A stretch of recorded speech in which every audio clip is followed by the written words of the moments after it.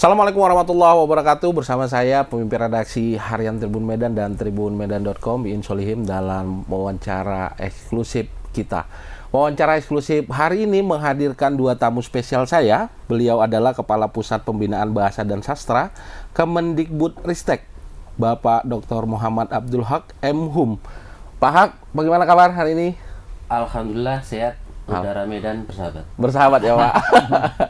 Dan sudah hadir juga di studio 1 Tribun Medan Bapak Kepala Balai Bahasa Sumut, Bapak Hidayat Widianto, MPD. Pak Wid, bagaimana kabar hari ini? Alhamdulillah sehat Bang Solihin. Kalau Pak Haq tadi baru menyesuaikan udara, Pak Wid ini sudah terbiasa dengan udara. Iya. Pak Wid sudah orang lokal atau sudah lama tuh ke sini Pak Wid? Hampir 1,5 tahun. Hampir 1,5 tahun. Ya. Paru-parunya sudah biasa Pak dengan udara Medan. Kalau Pak Haq biasa di Jakarta merasakan udara yang lumayan segar lah kalau di sini Pak ya. Iya. Apalagi kabarnya Bapak akan muter-muter ini Iya. ke beberapa Tapi kabupaten. Jakarta dan Medan beti lah. Beda tipis lah. Tapi kalau mungkin kalau Pak Haq nanti menyambangi beberapa daerah di program yang akan dilaksanakan nanti, sepertinya ada daerah-daerah yang masih segar Pak. Betul. Saya belum lama dari Kabupaten Soe ya, Kabupaten TTS, Timur Selatan itu. Timur Selatan. Ibu kotanya Soe. Memang masih sejuk ya. Daerahnya juga daerah tinggi, jadi segar masih. Beda jauh dengan Medan. Beda jauh lah ya Pak. Betul. Tribuners, ini adalah wawancara eksklusif yang saya disiarkan melalui sosial media Tribun Medan. Tema hari ini adalah apa kabar gerakan literasi nasional. Nah, dua narasumber kita ini adalah orang yang berkecimpung lama pada dunia literasi. Nah, kita akan membahas dalam beberapa menit ke depan terkait bagaimana sih literasi kita hari ini. Gitu. Siap. Pak Haq, mungkin saya ke Pak Haq dulu Pak. Mungkin sejak saya kuliah Nah, sudah ada program literasi ini. ya. Nah mungkin Tribuners ini perlu tahu Pak Haq, program literasi itu sih sebenarnya apa sih Pak? Dan apa tujuan program literasi itu kita buat? Khususnya Pertama, gini ya. Jadi pertama kita harus meluruskan definisi dari literasi yang kadang-kadang di luaran sana itu berkembang banyak versi gitu ya. Yang paling utama dari konsep literasi itu tentu satu, mendapatkan informasi melalui membaca, dan kemudian seseorang itu memproduksi melalui tulisan sehingga terjadi interaksi baca tulis. Nah, dari mendapatkan informasi itu lalu seseorang bisa memperbaiki, menambah atau mencapai tingkatan hidup sesuai yang diinginkan. Seperti ya upaya seseorang untuk menggapai sesuatu sebetulnya itulah. Jadi literasi sebetulnya prinsipnya itu. Hanya lalu di luaran sana berkembang literasi yang isinya itu ada kontennya saja, misalnya literasi hukum. Ya karena yang dibahas persoalan hukum gitu. Literasi lalu lintas sebetulnya sama saja untuk mendapatkan informasi, untuk bagaimana kita menghindari kecelakaan dan sebagainya terkait dengan lalu lintas dan sebagainya. Padahal literasi itu adalah cara sebenarnya Pak. Betul. Cara Ya. kita untuk mendapatkan sesuatu. Betul. Cara dan sekaligus juga lalu nanti menginternal ke diri seorang menjadi semacam habit ya. Karena yang bersangkutan setelah mendapatkan informasi, lalu dari sekian informasi itu kan muncul analisis kritisnya gitu ya. Lalu yang bersangkutan bisa mengambil sikap. Jadi lalu menjadi internalisasi pada seseorang. Ketika menghadapi sesuatu, saya harus bagaimana? Begitu.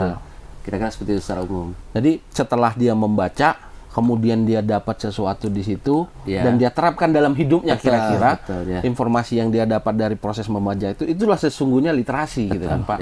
Baik dia mau baca tentang hukum, mau baca tentang lalu lintas, mau baca tentang sains, mau baca tentang apapun, itulah sebenarnya cara prinsipnya berliterasi sebenarnya Pak. Nah, rasanya sudah panjang program literasi kita ini Pak, kita lakukan di kementerian sebenarnya. Nah, untuk hari ini Pak, sejauh mana sih perkembangan literasi sebenarnya di wilayah kita di Indonesia sendiri? Ya, Kemdikbudristek itu kan secara prinsip ya jujur gitu ya mengakui bahwa literasi di Indonesia memang masih rendah ya.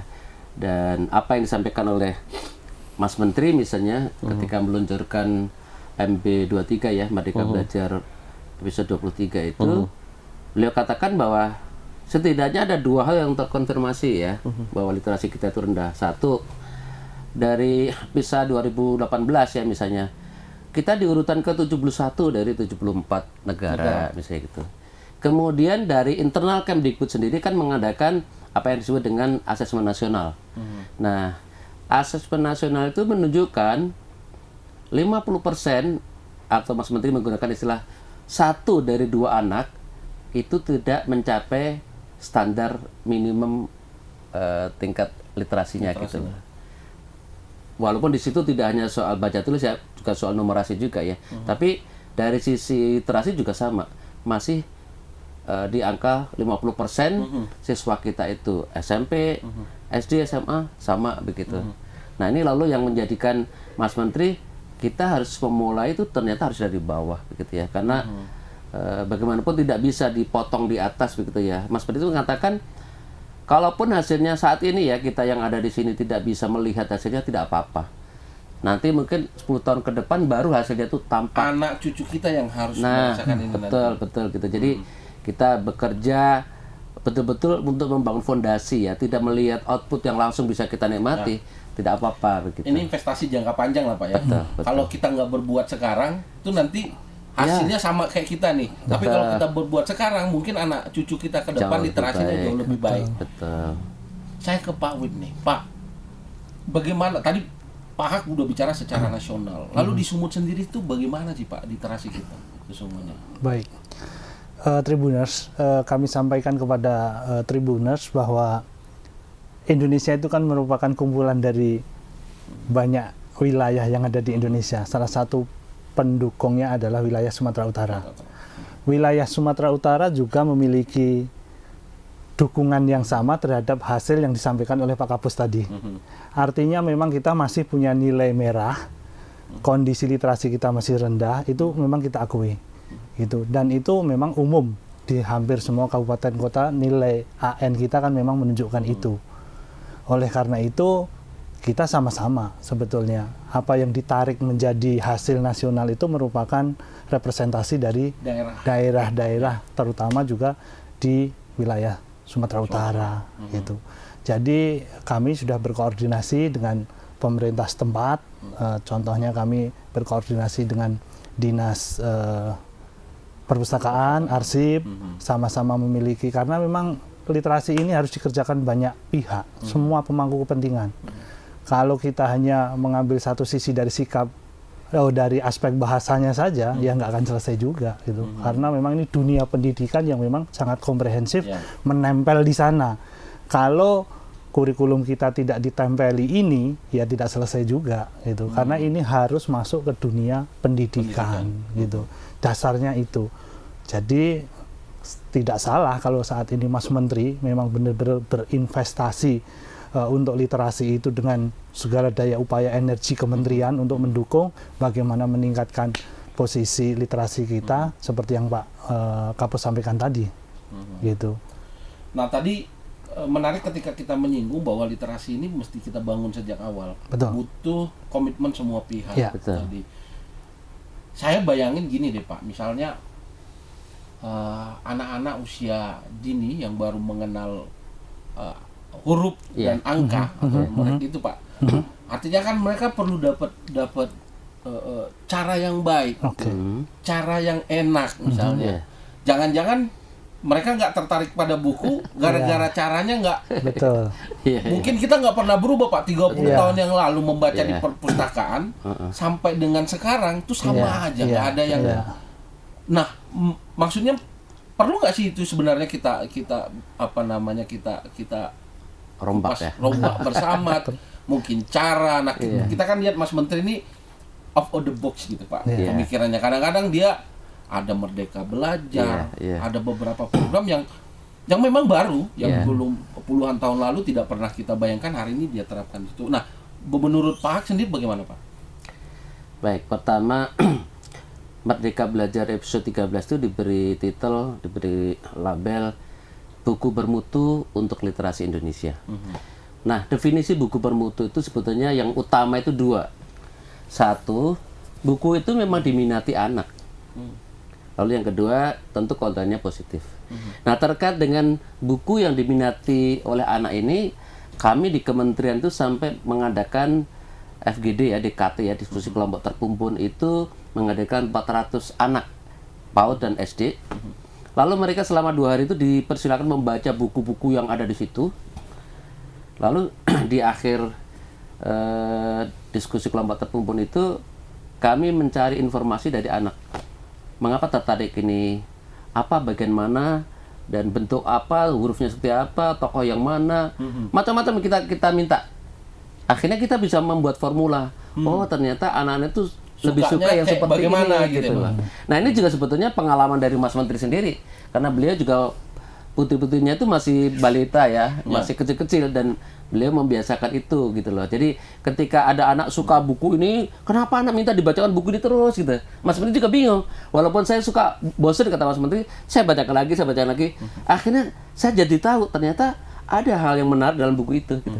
Baik penokohannya, baik karakter tokohnya, karakternya, gambar-gambarnya, bahkan misalnya ya, ternyata orang itu kalau buat anak lebih baik tidak digambarkan dalam bentuk orang, tapi misalnya dalam bentuk seperti pohon pisang tapi orang gitu. Seperti itu. Itu kalau anak di tingkat awal seperti itu gitu. Ada imajinatif mereka yang kemudian juga diikutkan di dalam bahan untuk belajar itu dalam bentuk buku ya Pak. Betul. Jadi program buku bermutu untuk literasi Indonesia itu memang akhirnya diawali dari bukunya dulu. Buku itu harus menarik dulu buat anak. Kan kadang-kadang kita memasakkan, bagus nih, tolong dibaca ini, bagus nih. Versi kita orang tua, orang yang dewasa. Yang kita bawa ke anak hari ini gitu ya Pak. Iya. Ya. Tapi buat anak itu memang iya gitu. Jadi kita harus sekarang anak sebagai subjek yang betul-betul diperlakukan sebagai pelaku utama. Mereka mau seperti apa kita ikuti, tetapi ya kita kawal bahwa di dalamnya kontennya ya positif saja gitu. Intinya itu dulu. Karena untuk membiasakan itu dimulainya dari sana dulu. Nah, begitu anak sudah ada ya sudah. Mereka mau membaca dengan tadi imajinasinya muncul lewat gambar atau visualnya. Itu sepertinya lebih mudah ya Pak. Betul. Nah, dari situ baru kami di Kemdikbud membuat sayembara lah. Sayembara penulisan buku. Jadi kami itu setiap tahun di Badan Bahasa itu minimal 100 buku, 100 judul buku itu dibuat ya, dan itu disayembarakan. Siapapun boleh ikut. Oh, itu ratusan yang ikut ya. Terakhir tahun ini ya itu hampir 800 orang gitu ya. Walaupun kalau kita lihat pemenangnya orangnya itu lagi ternyata gitu ya. Jadi ada orang yang memang sangat spesialis menulis cerita anak itu. Karena dia mungkin sudah banyak belajar di mana-mana tentang karakter buku anak seperti ini dan sebagainya begitu. Dan dia punya keunggulan di situ gitu. Betul. Dari 100 itu penulisnya bahkan tidak sampai 100, hanya 70-an. Karena ada satu orang yang memenangkan dua seperti itu. Pak Wid, ini menarik tadi. Bagaimana kemudian ini juga akan berkaitan dengan bagaimana kemudian penggunaan bahasa. Ketika tadi kalau dulu kita ingat betul bagaimana kemudian ejaan yang disempurnakan, kemudian kita harus menggunakan SPOK. Kami jurnalis juga harus, kalau enggak kalimatnya enggak karu-karuan itu Pak. Mana keterangan, mana subjek. Dengan membiasakan anak-anak kita dengan format yang tadi Pak Ha bilang, artinya kan butuh ada keterampilan, butuh ada cara-cara yang di luar di luar aturan atau regulasi lah tadi. Misalnya harus SPOK. Itu kan nggak enak kali tuh Pak. Misalnya kalau orang Medan bilang nggak enak kali anak-anak baca yang ini Ibu Budi gitu ya. Jangan-jangan kalau kita paksakan ke anak sekarang udah betul. Itu bagi menjadi tantangan nggak Pak bagi teman-teman di Balai Bahasa sendiri? Baik, sebetulnya prinsip yang harus kita sampaikan kepada anak-anak kita, cara-cara saat ini transformasi dunia sudah terjadi sedemikian rupa, termasuk bagaimana cara mendapatkan anak bisa menyusun kalimat seperti yang Mas Salihin sampaikan tadi. Itu sebetulnya kuncinya bahagia. Anak harus dalam posisi bahagia. Karena apa? Kalau memang anak-anak itu merasa terpaksa, kalian harus menyusun kalimat itu harus seperti ini loh, SPOK, ya tidak bisa. Karena memang tidak dalam posisi bahagia. Dan sekarang anak-anak sudah sangat bertransformasi betul dengan adanya perubahan dunia yang saat ini. Oleh karena itu kita harus masuk ke sana. Mau tidak mau, prinsip yang pertama adalah kebahagiaan anak. Cari bagaimana caranya, itu yang pertama dulu, agar anak-anak merasa nyaman dengan apa yang dia pelajari. Termasuk tadi menemukan buku. Saya termasuk sepakat dengan Najwa Shihab yang mengatakan untuk mencintai membaca, cukup temukan satu buku yang tepat. Karena apa? Selama anak belum menemukan buku yang dia cintai, yang aku banget gitu, dia nggak akan dijejeli berapapun buku, dia tidak akan mau. Tetapi kalau lingkungan kita anak-anak ini ramah dengan buku, termasuk tadi bagaimana cara menulis SPOK yang betul, itu sebetulnya akan dia dapatkan melalui buku bermutu tadi. Selama dia senang mendapatkan satu buku yang dia senangi, dan dia merasa nikmat, bahagia menikmati itu, dia akan mendapatkan informasi dari buku yang bermutu tadi, termasuk di dalamnya mungkin ada karakternya, mungkin di situ nilai-nilai, di situ kita akan belajar tata bahasa, di situ kita akan menghormati bahasa Indonesia, dan sebagainya. Artinya apa? Kita mendapatkan saat ini tantangan yang luar biasa untuk membangun paradigma berpikir untuk putra-putri kita tetap bahagia, senang, tetapi dia sebetulnya belajar banyak dari buku pengetahuan yang dia baca itu. Tanpa sadar. Kalau dia senang membaca, mungkin kalau fiksi, dia akan senang dengan fabel.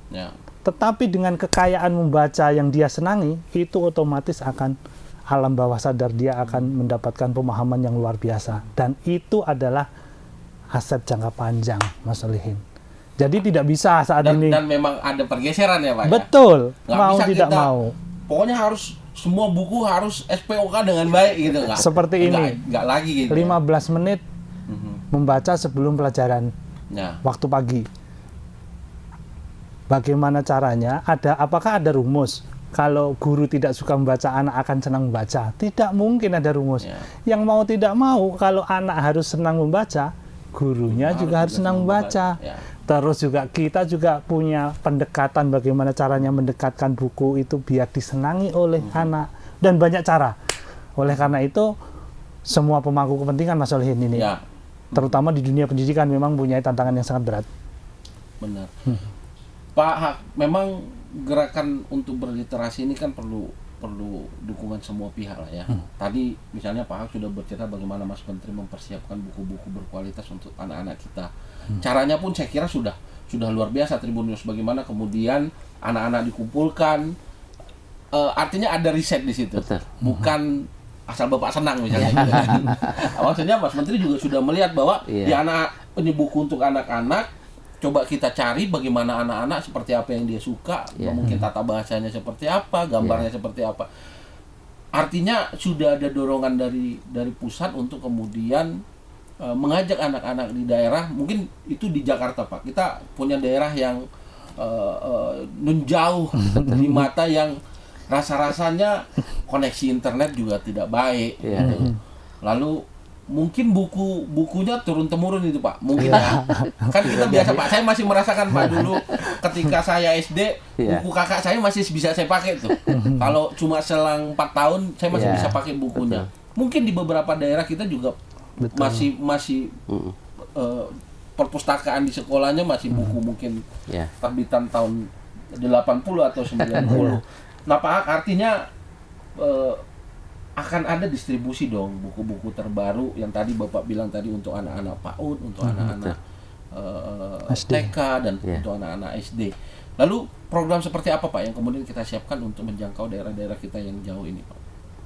Baik, sebelum menjawab pertanyaan ini saya ilustrasikan dulu ya, survei kami ke daerah-daerah, ke sekolah-sekolah di pinggiran gitu ya, itu memprihatinkan kondisi perpustakaan di SD-SD gitu ya. Yang kami temukan di perpustakaan mereka itu buku-buku bacaan di luar buku pelajaran ya. Itu buku-buku yang menurut kami tidak tepat. Sampai saya foto semua gitu ya. Ada buku yang judulnya Putri Ular gitu. Terus bawahnya penjelasannya pengayaan karakter anak gitu. Yang saya bayangkan apa yang bisa didapatkan dari judul buku seperti ini gitu loh. Judulnya Putri Ular ya, Pak? Putri Ular. Terus kayak saur sepuh gitu ya. Terus cara bercocok tanam singkong di daerah ini gitu. Cara berternak lele. Jadi masih seperti itu. Saya membayangkan ketika saya wawancara dengan kepala sekolah, saya sampaikan, kok ada buku-buku seperti ini? Aduh, saya nggak tahu, Pak. Itu kami dapatkan dari Dinas Pendidikan, itu drop-dropan dari Dinas Pendidikan setempat gitu ya. Saya berpikir, berarti Dinas Pendidikan ketika mencari buku itu tidak ada referensi tertentu gitu loh. Ya. Bukunya seperti apa yang harus dipilih untuk anak PAUD, untuk anak SD itu kategorinya apa sih? Nah, itu. Standarnya nggak ada. Betul. Gitu. Jadi menurut saya kelemahannya di situ ya. Jadi yang saya bayangkan sepertinya asal ada percetakan atau penerbit data menawarkan buku, kayaknya diambil aja gitu. Jadi tidak ada tim seleksi yang menyeleksi ini cocok buat anak gitu. Oke. Nah, itu pertama yang jadi latar belakang. Lalu yang kedua, ketika memahami seperti itu, kondisi di luar seperti itu, lalu kami di Kemdikbudristek ya itu membuat program tadi penyusunan buku, pencetakan dan pengiriman. Nah, kami bisa melaporkan kepada para pendengar ya bahwa buku yang ada di kami ini, yang buatan kami di Badan Bahasa ya, itu sudah lebih dari 1000 judul ya. 1000 judul. Tetapi Mas Menteri mengatakan tidak cukup. Anak-anak itu juga perlu pengetahuan, perlu mendapatkan informasi bagaimana anak-anak di luar negara sana. Nah, karena itu kami melengkapi juga dengan buku-buku terjemahan. Yang buku terjemahan ini malah lebih fantastis. Mungkin sekarang sudah berhasil diterjemahkan yaitu lebih dari 3000 buku anak ya. Itu kebetulan kami mendapatkan kerjasama yang baik dengan penerbit Pratham dari India ya. Jadi kalau kita buka laman atau website Storyweaver, nah di situ tuh ada buku yang diterjemahkan dalam lebih dari 200 bahasa. Kalau tidak salah 270-an bahasa di dunia. Itu ada di Storyweaver-nya punyanya Pratham India itu. Nah sekarang Badan Bahasa pun sudah memasukkan yang versi bahasa Indonesia. Jadi kami dari Badan Bahasa, ternyata kami yang pertama yang versi bahasa Indonesia gitu. Nah jadi ini sumber bukunya.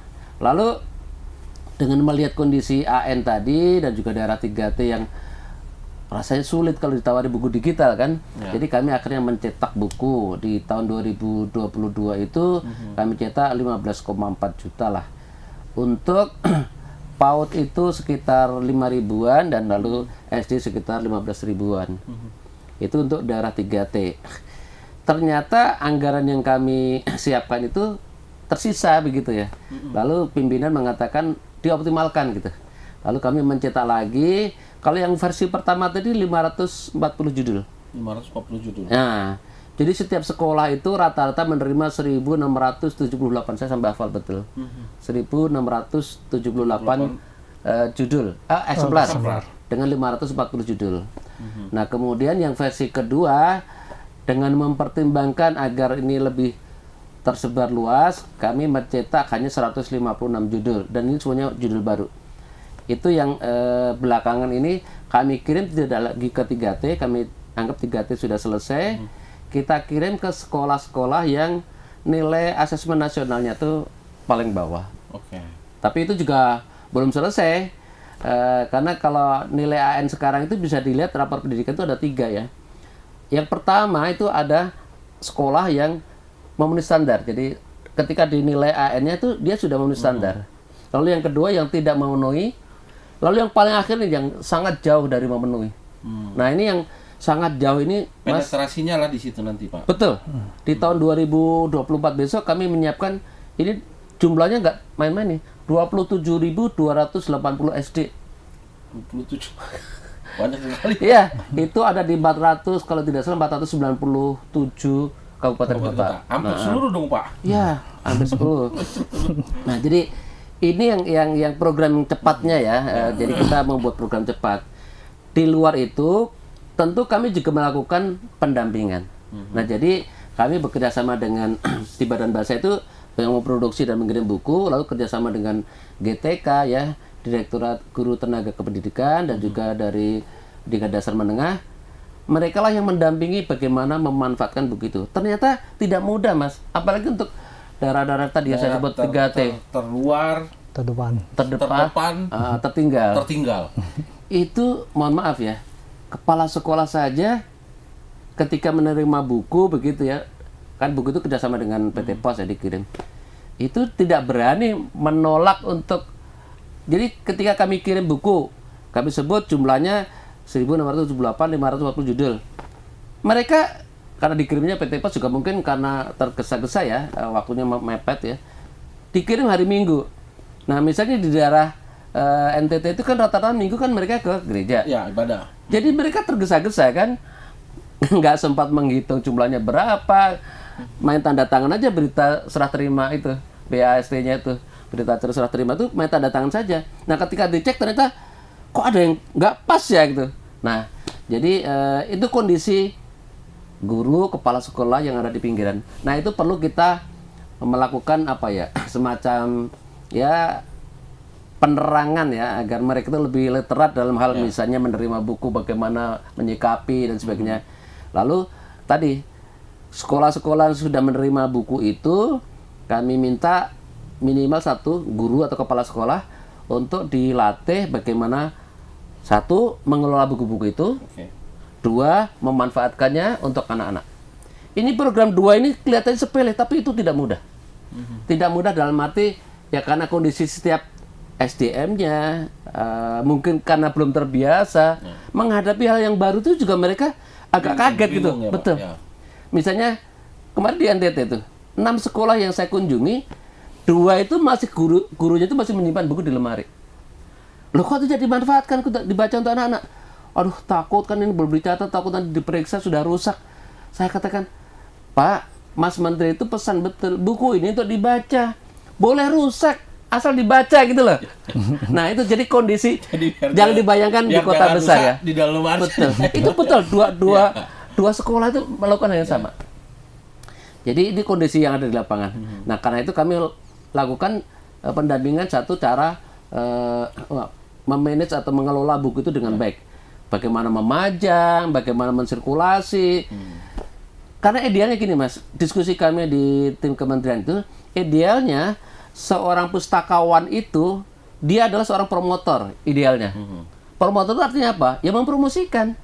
Kalau di sekolah promosikan ya dia harus paham dulu bukunya. Betul, harus gitu dibaca kan? dulu. Misalnya bulan ini kita ambil saja 50 judul buku. Ya. Nah, nanti diberitahukan kepada anak-anak, bukunya bagus, isinya begini. Harusnya idealnya begitu. Tapi kan ya sejauh ini banyak pustakawan yang hanya sekadar menata, mencatat buku keluar Memajang masuk. saja ya, Pak. Nah, seperti itu. Itu yang kelemahannya. Lalu yang kedua, bagaimana memanfaatkan. Nah, memanfaatkan buku ini tentu tekanannya pada guru bagaimana ketika menghadapi ke siswa. Ada beberapa cara ya, mulai dari membaca nyaring. Ya dimaksud membaca nyaring itu buku dibacakan, anak-anak mendengarkan. Ya. Lalu ada membaca mandiri, membaca bersama, membaca untuk tujuan tertentu, membaca untuk memperoleh informasi, ada teknik-tekniknya begitu. Dan itu salah satu program yang kami buat dan kemarin di bulan Oktober ini itu Dharma Wanita Pusat tertarik dengan program yang disebut dengan membaca nyaring atau read aloud itu. Kami di Badan Bahasa sendiri di awal-awal kami hanya menargetkan sekitar 1.000. Pendaftarnya 2.000 Mas, 2.000 keluarga. Tapi karena kami waktu itu siapnya hanya 1.000, kita coba dulu deh 1.000. Apa yang menarik Mas? 1.000 keluarga itu mengikuti membaca nyaring tadi ya. Jadi orang tuanya harus membacakan kepada anak-anaknya itu selama 21 hari. Nah ini Mas, anaknya masih kecil-kecil lah. Ya. Nah kalau ingin membiasakan sesuatu bahkan ya, bukan hanya soal membaca buku ya, tapi membiasakan yang lain pun, itu selama 21 hari itu dilakukan terus-menerus, anak-anak itu akan nagih. Jadi testimoni dari 276 orang keluarga yang dalam tanda petik lulus ya, karena yang 1.000 ini nggak lulus semua, ada yang terpotong karena tiap hari mereka harus mengunggah video ketika membacakan selama 21 hari. Dari 276 yang lulus, artinya selesai membacakan selama 21 hari, testimoni seperti itu. Anak-anak di hari ke-22, 23 sudah harus dibacakan. Dia ketagihan. Betul. Karena waktu itu kami menggunakan buku kami namanya buku digital ya, budi.kemdikbud.go.id. Di situ kan ada ratusan buku. mereka kami minta bacanya di situ saja gitu loh. Bukan buku kertas gitu loh. Ya. Nah, anak-anak yang masih PAUD, ini buku PAUD agak terbatas nih. Jadi mereka akhirnya lari ke buku SD. Buku SD habis lari ke buku SMP.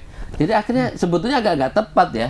Tapi karena bukunya terbatas ya, sehingga orang tua tidak mau anak itu diulang-ulang membaca buku yang PAUD yang kemarin. Enggak, kemarin Jadi sudah dia mah. terus ya. Iya. Jadi Terus minta ke buku jenjang- yang baru. Malah loncat ke jenjang atas ya. Betul. Nah, ini saya kira fenomena yang menarik yang itu di luar prediksi kami gitu ya. Akhirnya kegiatan kami menyebutnya read aloud yuk gitu ya. Membaca nyaring. Ya, membaca nyaring bersama itu akhirnya diadopsi bekerjasama dengan kami itu Darul Wanita Pusat. Dan kemarin Itu selama 21 hari dia tidak boleh stop. tidak bisa. Tiap hari mereka harus unggah ke panitia videonya. Berapa panjang Pak dia membaca? Satu buku minimal. Satu buku. hari Satu hari itu satu buku minimal dibacakan untuk anaknya. Nah, buku itu dibaca tapi di video. Lalu buktinya itu dikirim ke kami gitu. Nah, ya memang Tribuners ini menarik juga karena akan merubah perilaku orang tua. betul. Bagaimana kemudian menyampaikan cara ini kepada anak-anak kan? Iya. Di tengah ya kesibukan orang tua kayaknya itu Tantangan sekali banget. Pak ya perlu Iya. waktu untuk kemudian Iya, membacakan satu buku kepada anak-anak mereka. Iya. Tapi Tribuners itu layak untuk kita coba sih bagaimana kemudian Betul. saya sendiri sebagai orang tua layak untuk mencoba itu bagaimana kemudian membiasakan anak-anak. Jangan-jangan kita ngomong literasi kita sebagai orang tua nggak pernah Betul. melakukan apa-apa. Betul ya. Pak Wid, tadi sudah panjang Pak Hak menjelaskan. Saya menangkap begini loh.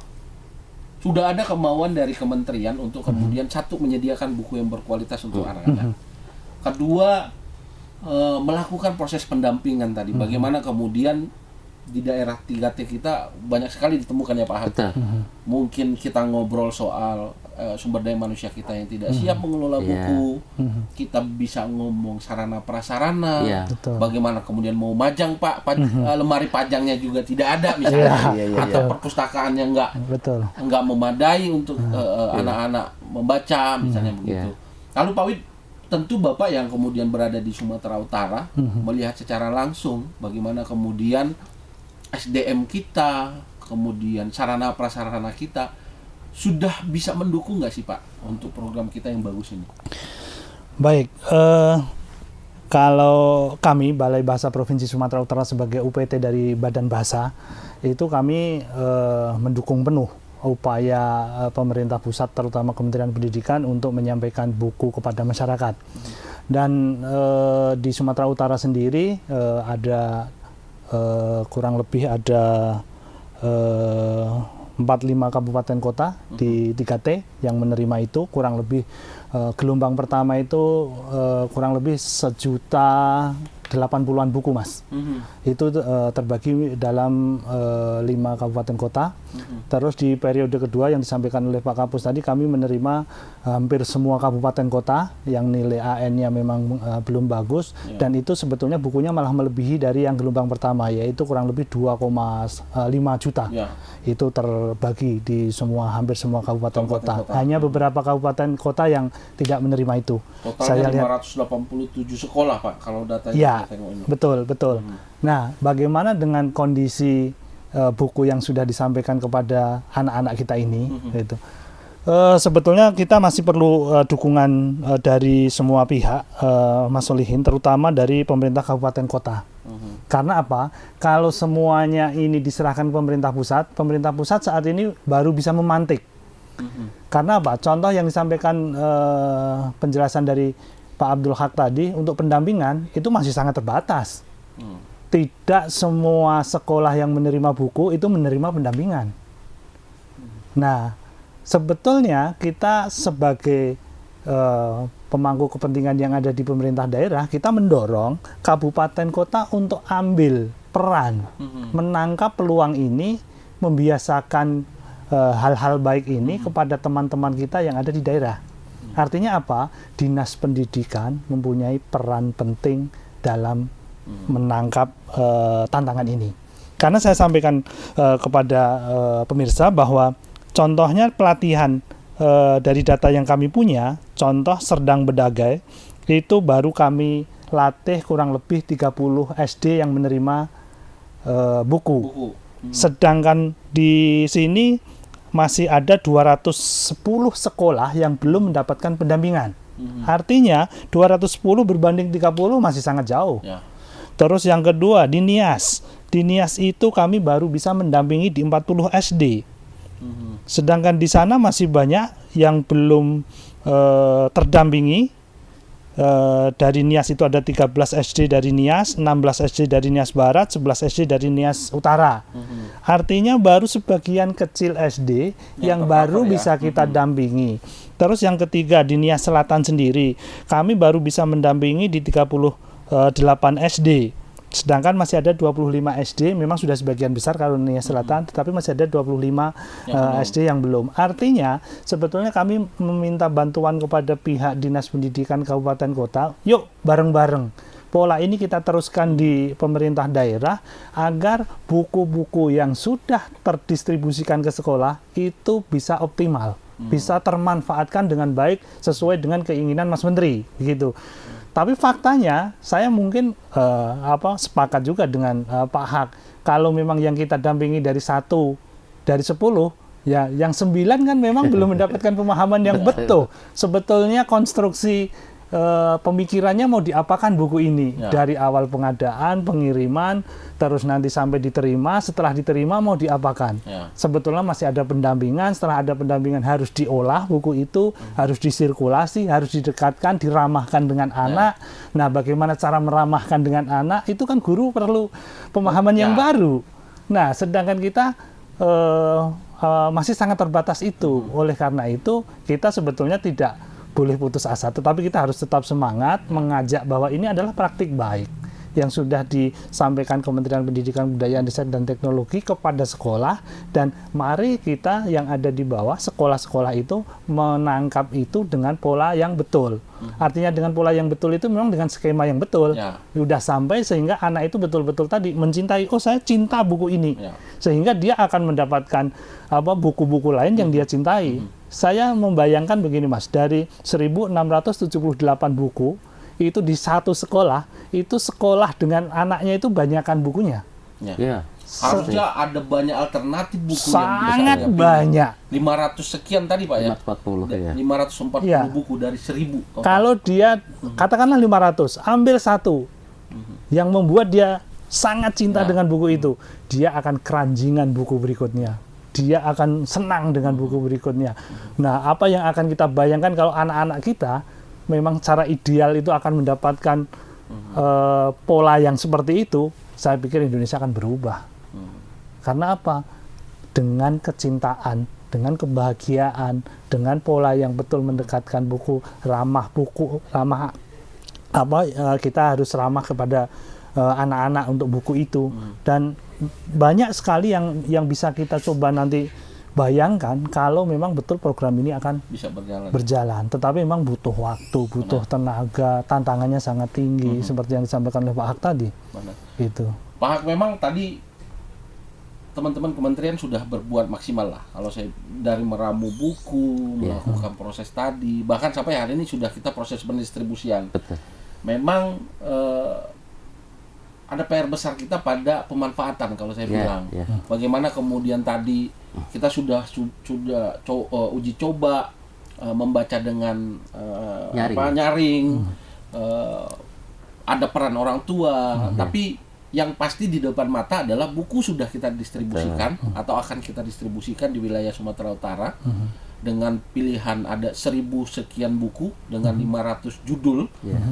Artinya ada alternatif yang bisa dipilih oleh anak-anak sesuai dengan tadi yang Pak Wid bilang, kecintaan dia suka apa sih. Ada alternatif pilihan, tidak lagi tadi yang Bapak bilang Putri Ular atau apa, tapi sudah kekinian lah bacaannya, sudah kita perbaharui lah ya judul-judulnya.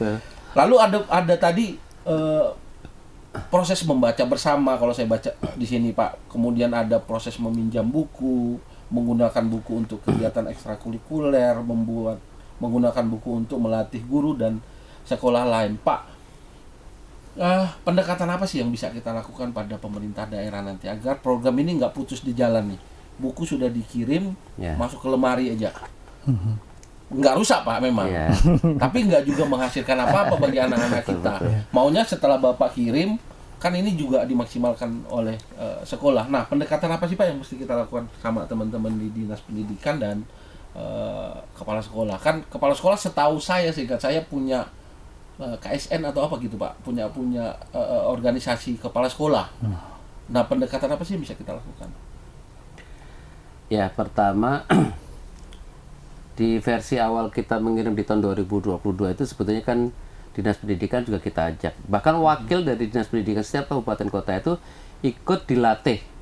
Cara memanfaatkan buku itu ikut dilatih. Harapannya agar informasi ini setidaknya sampai ke mereka ya. Jadi mengapa tujuan dari pengiriman buku itu seperti apa, bagaimana cara memanfaatkan itu sampai. Nah, lalu yang kedua tentu ini berimbas pada sekolah-sekolah atau guru-guru yang tadi yang sekolahnya dikirimi buku. Harapannya terjadi sinergi. Kebetulan kan juga di setiap provinsi itu ada UPT Kemdikbud yang lain ya, ada namanya Balai Guru Penggerak, BGP gitu, yang itu malah langsung objeknya itu guru gitu. Nah, lalu ada BPMP. Kami selama ini melakukan kerjasama itu ya. Ini di akhir-akhir tahun ini juga masih dilakukan pendampingan ya, yang dilakukan langsung oleh BPMP di setiap provinsi. Nah, tentu harapannya pemerintah daerah menangkap ini sebagai peluang gitu ya, kalau ayo kita sama-sama memajukan anak bangsa begitu. Dan banyak Mas dari pemerintah kota kabupaten itu yang datang ke Badan Bahasa. Tujuannya apa? Kami ingin tahu buku-bukunya seperti apa, boleh tidak kami mencetak. Akhirnya kami bagikan. Jadi kami membagikan folder file gitu dalam bentuk hard disk gitu. Di dalamnya ya 1000-an judul buku lah untuk dicetak di daerah kalau mau begitu. Karena ya ini memang pengadaan buku dari sisi penulisannya itu memang sudah dibayar oleh pemerintah kan, oleh APBN. Jadi kami akan berikan kepada siapapun, bahkan bukan hanya pemerintah. Kalau boleh cetak sendiri Pak? Boleh. Dan nggak perlu izin lagi kan? Nggak perlu. Kalau ada lembaga lain kemarin misalnya di Tanoto Foundation itu, kami berikan sekian file. Karena mereka juga akan melakukan pelatihan untuk guru pendampingan ke beberapa kabupaten yang ada di wilayah timur. Silahkan gitu. Jadi sepanjang mereka hitam di atas putih tanda tangan bahwa itu tidak untuk dijual. Komersil gitu. ya Pak? Nah, betul, itu kami persilakan. Karena siapa lagi yang bisa membantu kecuali orang-orang itu akan menyebarkan gitu loh. Jadi kami karena kita punya keterbatasan juga untuk dalam penganggaran untuk pencetakan buku kan Pak? Iya, betul. Jadi harapannya banyak pemerintah daerah yang kemarin kami misalnya belum lama ini Nunukan itu, kemudian Tegal itu juga melakukan itu mengambil flash disk hadis itu untuk dicetak soft copy-nya dan itu sudah siap cetak Mas, bukan PDF, sudah dalam bentuk istilah orang percetakan apa InDesign gitu ya. Udah tinggal mesin, tinggal masukkan mesin ya. betul. Silahkan aja, termasuk dari Sumatera Utara kalau ada kabupaten kota Dinas Pendidikan yang memerlukan file-file itu untuk dicetak sendiri, silakan hubungi Pak Hidayat ini yang ada di Balai Bahasa Sumatera Utara. Tribuners, menarik ini karena bicara literasi banyak aspek yang harus kita bahas Pak. Bukunya sudah siap, pendampingnya siap, sarana prasarana. Gimana mau bahagia, bukunya sudah bahagia Pak. Tempat baca bukunya nggak bahagia gitu kan. Jangan-jangan baru 15 menit udah keringatan habis kita kan Pak. Artinya kan itu juga menjadi penting bagi kita untuk memikirkan bahkan bagaimana bukunya bahagia, anaknya bahagia, membacanya dengan bahagia kan gitu Pak. Tribuners, menarik. Kita akan kupas lagi lebih dalam bagaimana kemudian program literasi ini bisa berjalan dan katakanlah banyak komunitas yang nanti bisa ikut kemudian dalam program literasi ini. Saya mengingatkan Tribuners untuk terus mengupdate informasi terkini melalui dua platform kami, Harian Tribun Medan dan tribunmedan.com. Dapatkan juga informasi terkini dari Sumatera Utara, Medan khususnya, dan nasional bahkan internasional melalui sosial media kami.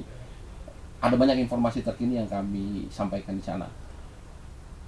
Untuk Pak Wid, Pak, kita tentu melibatkan komunitas dong. Betul. Dalam menggerakkan literasi ini. Di Sumut sendiri, Pak Wid, sebagai mana sih peran-peran komunitas untuk kemudian mendorong literasi kita lebih baik? Baik. Ya, kita ketahui bersama bahwa memang semua pemangku kepentingan harus berkontribusi dalam peningkatan literasi ini, terutama di Sumatera Utara, termasuk juga teman-teman yang berkecimpung di komunitas literasi. Nah, teman-teman yang di komunitas literasi, mungkin ada yang dari Taman Baca atau dari komunitas-komunitas lain, itu membantu kami dalam rangka meningkatkan itu dengan cara mereka masing-masing. Karena memang mereka punya kedekatan dengan lingkungannya secara yang berbeda. Ada yang membawa buku keliling Sumatera Utara, ada yang setiap minggu membuka gerai di mungkin hari Hari Bebas Berkendara. Di beberapa titik memang berbeda-beda. Kami sementara ini baru bisa mencatat kurang lebih 83 komunitas literasi. 83. Ya, di Sumatera Utara. Ya, di Sumatera Utara yang membangun komunikasi dengan kami untuk sama-sama meningkatkan literasi dengan cara mereka masing-masing. 83 ini pun kondisinya sangat beragam gitu, dan kami sudah mengategorikan ke beberapa kelas begitu, kategori mana kira-kira komunitas literasi yang bisa membagikan praktik baik. Gitu. Ini penting bagi kami karena di komunitas literasi di Sumatera Utara ini masih sangat beragam, dan untuk yang ideal itu memang masih terbatas, Bang Solihin. Oleh karena itu kemarin kami mengadakan Festival Literasi Sumatera Utara tahun ini di bulan September kemarin. Itu kami mengundang beberapa komunitas literasi untuk bersilaturahmi. Di situ kami ingin sebetulnya selain bersilaturahmi secara fisik, kami sebetulnya ingin mengambil kebaikan dari komunitas-komunitas yang sudah standar lah katanya, katakanlah seperti itu. Karena apa? Komunitas literasi ini juga perlu dibangun jaringannya, Bang Solihin. Mereka tidak bisa berjalan sendiri juga. Artinya kita sebetulnya ingin menautkan juga komunitas-komunitas yang di lingkungannya itu punya sekolah yang tadi mendapatkan buku, itu akan kami hubungkan. Nanti dikoneksikan ke situ, dihubungkan ke situ. Karena apa? Sumber daya buku di sekolah sudah ada, terus masyarakat sudah siap untuk membangun itu. Inilah yang harus bergerak itu di masyarakat. Kalau sekolah mungkin hanya untuk dunia sekolah. Tetapi kalau memang buku itu bisa dipinjamkan secara reguler atau periodik, itu akan jauh lebih baik. Dan peta-peta mana saja yang bisa memungkinkan jaringan itu bisa terjadi. Nah, kalau ini nanti teman-teman komunitas literasi ini bisa mengambil peran itu untuk meningkatkan tingkat literasi kita di Sumatera Utara, tidak hanya dengan cara mereka, tetapi ini pemerintah punya satu alternatif yang sudah menjadi program MP23 ini, Merdeka Belajar 23 ini. Bagaimana kita mendukung itu? Terus yang kedua, kalau bocoran ini mungkin kalau ini sebetulnya dari Pak Hak, tapi tahun depan kelihatannya akan ada bantuan pemerintah untuk komunitas literasi. Jadi kami meminta kepada teman-teman di Sumatera Utara untuk mempersiapkan diri, gitu, bahwa tahun depan kelihatannya akan ada bocoran bantuan pemerintah, perhatian lah gitu, untuk meningkatkan. Sebetulnya kalau teman-teman yang ada di lapangan itu tidak membutuhkan itu, ya butuh itu, tetapi semangatnya jauh lebih tinggi, gitu. Tapi yang selama ini mungkin suplai buku aja dari kita, besok-besok ada suplai lain misalnya, gitu kan. Semoga bisa seperti itu. Ini akan menjadi stimulus lah bagi teman-teman untuk bisa menguatkan jaringan, bisa mengambil nilai baik dari komunitas lain, dan pemberdayaan, intinya seperti itu, Bang Solihin. Jadi kami selain memang mereka punya cara tersendiri untuk membangun di lingkungannya, karena memang mereka lebih tahu kondisi lapangan yang ada di mereka, kami juga sebetulnya ingin membangun jaringan itu, bahwa sekolah di tempat Bapak Ibu, teman-teman ini juga sudah ada sekian jumlah buku yang bisa dimanfaatkan untuk di lingkungan mereka itu. Pak Hak, ini menarik bahwa ada komunitas literasi yang bisa menjadi mitra sebenarnya. Ketika tadi proses pendampingan di tingkat sekolah terbatas, mestinya teman-teman komunitas literasi ini bisa menjadi suplemen lain yang kemudian juga bisa bantu melakukan pendampingan pada sekolah. Kalau Pak melihat sendiri bagaimana komunitas literasi ini? Ya, saya kira ini gini Bang Solikin. Jadi praktik baik ini pernah dilakukan dan saya belum lama dari Nunukan gitu ya. Di sana ada 15 sekolah yang secara khusus ya ini menjadi semacam proyek percontohan ya. Yang dibina oleh LSM ya, ada Inovasi dan Litara. Nah, 15 sekolah ini salah satu yang tadi praktik baiknya adalah di sekolah itu secara reguler bukunya dipinjamkan kepada taman bacaan masyarakat yang ada di situ. Nah, 1 bulan 100, ganti-gantikan lagi. Latar belakangnya ya sederhana saja. Karena waktu anak di sekolah itu kan terbatas untuk membaca. Karena dia harus ikut pelajaran macam-macam begitu. Nah, untuk waktu yang senggang longgar betul ya di rumah. Nah, jadi anak-anak ini bisa nanti datang ke taman bacaan masyarakat lalu membaca buku itu begitu. Nah, idealnya ini bisa dilakukan di semua wilayah ya. Jadi saya mengimbau teman-teman TBM yang ada di wilayah Provinsi Utara, silakan coba berhubungan dengan Pak Hidayat jadi Balai Bahasa lalu mencari lokasi sekolah terdekat. Lalu kita bangun sinergi itu. Daripada anak sekolah biasanya pukul 1 pulang sekolah gitu ya. Lalu bukunya kan diam saja gitu. Padahal nanti Sabtu Minggu juga libur lagi bisa itu. Mestinya harus bukunya mobile. Bukunya harusnya kan dioptimalkan, dibaca. Nah, itu akan menjadi maksimal dibaca ketika misalnya dipinjamkan kepada taman bacaan terdekat begitu. Bisa tadi seperti misalnya di Car Free Day, kita buka bisa lapak gitu lapak di situ ada opsional, anak-anak juga bisa meningkatkan literasi di situ ya Pak. Tribuners, menarik, panjang sekali. Ini kalau nggak direm-rem nih bisa sampai besok pagi kita bicara soal literasi Pak. Tapi Pak, tentu sudah ada niat baik, sudah ada pergerakan yang menurut saya sudah masif kita lakukan sampai di tingkat daerah. Bahkan hari ini daerah 3T di wilayah Sumatera Utara juga tersentuh dengan program buku yang tadi berkualitas tadi Pak Hak. Nah, mungkin Pak Hak kepada Tribuners, kepada para guru, kepada para orang tua, kepada para siswa, anak-anak kita, adik-adik mahasiswa mungkin ada pesan yang ingin Pak sampaikan dengan program literasi kita ini? Ya, pertama karena literasi ini menyangkut hadap hidup semua orang begitu ya. Saya berpikir literasi ini harus dibangun berdasarkan kesadaran bersama. Baik itu misalnya mulai dari individu, lalu tingkat keluarga, tingkat masyarakat, dan kami memang yang menjadi ranah literasi itu 3 ranah besar itu. Ranah sekolah, ranah keluarga, ranah masyarakat. Nah, mari kita berperan masing-masing ya. Misalnya ada di mahasiswa bisa berperan misalnya di taman bacaan masyarakat.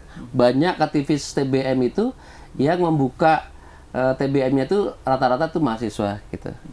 Lalu di lingkungan rumah saya minta Bapak dan Ibu, terutama yang anak-anaknya masih kecil-kecil, kalau punya uang jangan belikan anak-anak itu mainan yang ya dalam tanda petik tidak terlalu bermanfaat. Mungkin lebih baik dibelikan buku gitu ya. Kalau misalnya secara finansial cukup gitu ya. Hadiah ulang tahun belikan buku begitu.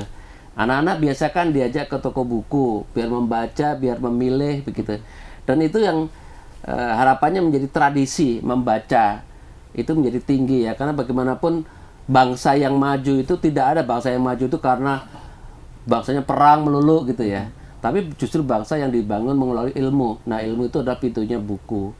Jadi satu lagi yang perlu saya sampaikan Mas, kalau dalam teori literasi itu buku itu berfungsi 3. Satu, sebagai jendela. Kalau jendela itu artinya kita membuka lalu melihat keluar kan, jadi artinya sepotong dunia sudah terlihat kalau kita melihat jendela gitu. Nah, itu buku berfungsi itu. Yang kedua, buku berfungsi sebagai pintu geser. Jadi kalau tadi di sini saya melihat ini, begitu saya geser saya melihat yang lain. Jadi artinya kita melihat dunia yang berbeda. Nah, yang terakhir, buku berfungsi sebagai cermin. Nah, kadang-kadang ketika kita membaca buku, ada hal yang menarik yang kok ini mirip saya yang terjadi pada saya gitu. Nah, jadi menjadi cermin. Oh, ternyata apa yang terjadi pada saya mungkin positif ataupun negatif tidak apa-apa, tapi yang penting ternyata itu terjadi juga pada dunia yang lain, pada orang lain, yang itu akan menjadi pelajaran bagi kita bagaimana menyikapi hidup secara keseluruhan. Mungkin ada solusi di situ. Bisa jadi dari orang lain yang ketika di situ ada problem, oh ternyata orang menyelesaikannya dengan cara ini. Nah, ini bisa ditiru, diadaptasi pada kita gitu. Betul sekali. Baik, Pak. Nah, Pak Wid, tentu PR besar ada di kita, Sumatera Utara. Buku sudah dikasih Pak Hak, sudah didistribusikan, tinggal peran kita melalui Balai Bahasa, melalui Dinas Pendidikan, melalui sekolah, termasuk kami media massa. Betul. Pak Wid, bagaimana kemudian pesan Pak Wid kepada masyarakat kita di Sumatera Utara agar bantuan buku yang diberikan ini bisa maksimal nantinya? Baik, semua pemangku kepentingan seperti yang disampaikan oleh Pak Hak tadi mengambil peran di bidangnya masing-masing. Yang kedua, saya ingin mengatakan bahwa paradigma berpikir kita harus kita ubah karena memang dunia sudah berubah. Artinya kita menyesuaikan perubahan dunia ini dan mendekatkan, termasuk bagaimana cara mendekatkan buku kepada anak. Gitu. Jadi tadi kalau kita meminta anak untuk dekat dengan buku, kalau keluarganya tidak dengan buku, ya tidak jadi juga. Gitu. Kalau kita meminta anak untuk dekat dengan buku, gurunya tidak dekat dengan buku, tidak jadi juga. Artinya apa? Ya memang semua pemangku kepentingan, tadi katanya bukunya sudah bahagia, anaknya bahagia, ternyata bacanya tidak dalam kondisi bahagia. Nah, artinya ini semua pemangku kepentingan mempunyai peran masing-masing, dan kami berharap terutama program MB23 ini ditangkap oleh pemerintah daerah untuk menjadi bagian program yang penting dalam rangka kita berinvestasi ke depan. Artinya memang seperti yang disampaikan Pak Kapus, kita tidak akan mendapatkan hasil setahun 2 tahun ini, tetapi mungkin hasil kita akan kita dapatkan 20 tahun ke depan. Itu yang ingin kita coba sampaikan kepada masyarakat Sumatera Utara. Mari kita mengambil peran kita masing-masing dalam rangka investasi kita untuk anak-anak kita 20 tahun ke depan. Itu saja. Baik, Pak Wid. Tribuners, terima kasih. Kita sudah di penghujung acara. Terima kasih kepada Kepala Pusat Pembinaan Bahasa dan Sastra Kemendikbudristek, Pak Dr. Muhammad Abdul Haq M.Hum. Juga kepada Kepala Balai Bahasa Sumatera Utara, Bapak Hidayat Widianto, MPD, sudah hadir di studio 1 Tribun Medan. Tribuners, menarik tadi bahasan kita. Semoga apa yang kami bahas hari ini memberikan dampak, ada masukan, ada solusi bagi kita bagaimana kemudian memajukan literasi di Sumatera Utara. Terima kasih sudah menyimak wawancara eksklusif saya hari ini. Kita bertemu di wawancara eksklusif berikutnya. Assalamualaikum warahmatullahi wabarakatuh. Waalaikumsalam warahmatullahi wabarakatuh.